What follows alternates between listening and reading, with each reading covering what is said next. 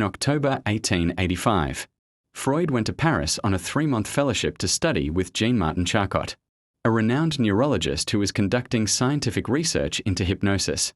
He was later to recall the experience of this stay as catalytic in turning him toward the practice of medical psychopathology and away from a less financially promising career in neurology research. Charcot specialized in the study of hysteria and susceptibility to hypnosis, which he frequently demonstrated with patients on stage, in front of an audience, once he had set up in private practice in Vienna in 1886. Freud began using hypnosis in his clinical work.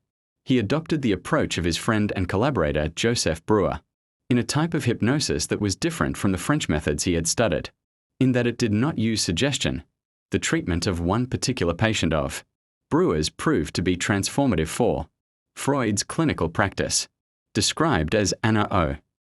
She was invited to talk about her symptoms while under hypnosis. She would coin the phrase talking cure. Her symptoms became reduced in severity as she retrieved memories of traumatic incidents associated with their onset. The inconsistent results of Freud's early clinical work eventually led him to abandon hypnosis, having concluded that more consistent and effective symptom relief could be achieved by encouraging patients to talk freely, without censorship or inhibition, about whatever ideas or memories occurred to them. He called this procedure free association.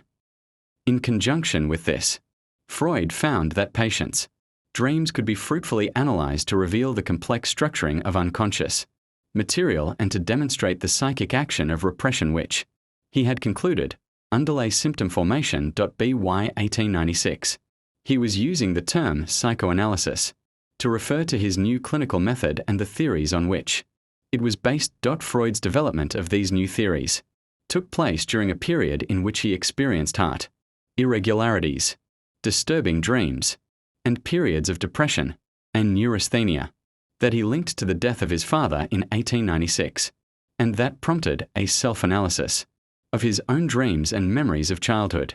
His explorations of his feelings of hostility to his father and rivalrous jealousy over his mother's affections led him to fundamentally revise his theory of the origin of the neuroses.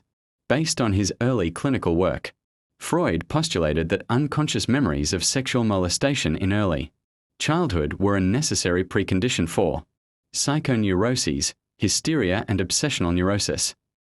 A formulation now known as Freud's seduction theory. In the light of his self-analysis, Freud abandoned the theory that every neurosis can be traced back to the effects of infantile sexual abuse, now arguing that infantile sexual scenarios still had a causative function.